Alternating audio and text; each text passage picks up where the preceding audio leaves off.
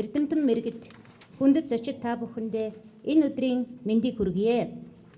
Тэртээ 15 дугаар жарны цагаагчин гахай жилийн өвлийн дунд сарын шинийн 9 буюу 1911 оны 12 дугаар сарын 29-ний бэлэгт сайн өдөр монголчуудын үндэсний тэмцэл оргилдон хүрч тусгаар тогтнол төр улсаан сэргээж тунхагласан билээ.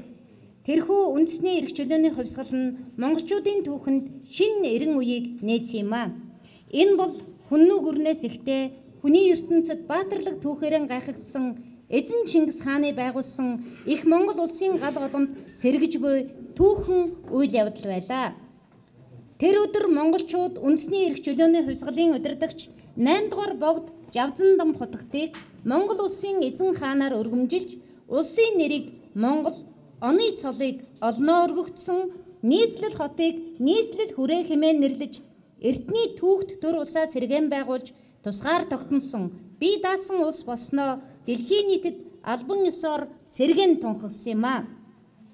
Жил бүрийн 12 дугаар сарын 29-ний өдөр бидний тэмдэглэж буй үндэсний эрх чөлөө тусгаар тогтнолоо сэргээн мандуулсны баяр бол монголчууд Богд хаан, Алтан ургийн хан ноёд, Түшмэд, Ихэс дээдэс, Харц ард, лам хар бүгдээрэн их үйлсийн төлөө зориглон нэгдэж чадсны үр дүн монголчууд эв нэгдлийн гайхамшгийг үзүүлж үндэсний эрх ашгаа эрхэмлэн дээдэлсний илэрхийлэл мөн.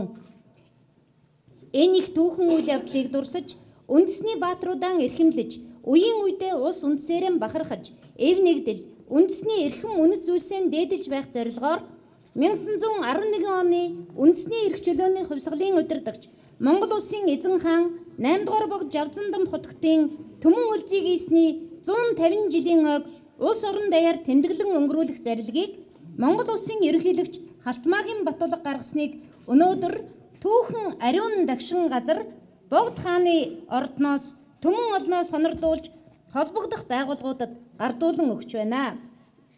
Монголчууд бид их түүхэн дээдэлж үндэсний уламжлал, соёл, шашин, зан заншлан эрхэмлэх учиртай болохыг сануулахын тулд энэхүү хааны ордныг сонгон ерөнхийлөгчийн зарилгийг та бүхэнд хүргэж байгаа юм а.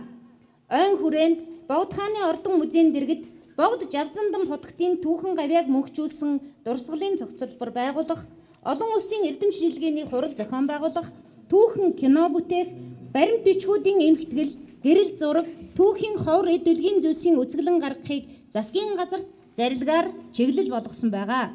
Зарилгийг хэрэгжүүлэх ажлын хүрээнд үндэсний эрх чөлөөний хувьсгалын түүхэн ариун дагшин газар Монгол төрийн эзэн хааныхаа ордны эзэмшил газрын зарим маргаантай асуудалд засгийн газар анхаарал хандуулж шийдвэрлэнэ гэж найдаж байна.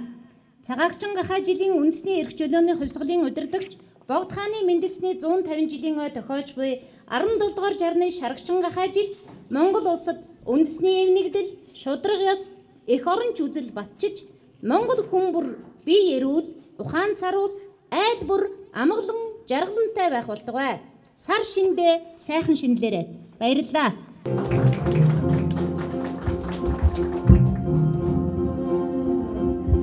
Мөн энэхүү зарилгийг гарднуу хэмээн боловсрол соёлын шинжилгээ ухаан спортын дэд сайд Гамбаяр таныг урьж байна.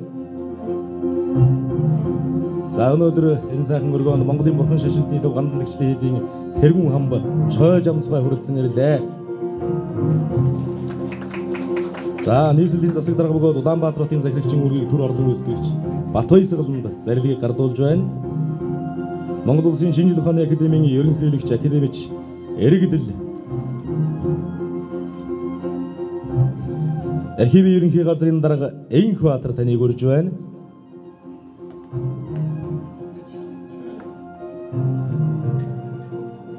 Мөн Монголын үндэсний номын сангийн захирал Ичин хорлоо таныг урьж байна. Монголын бурхан шашинтны төв гандан тэгшний хийдийн тэргүүн хамб Шойж амс таныг урьж байна.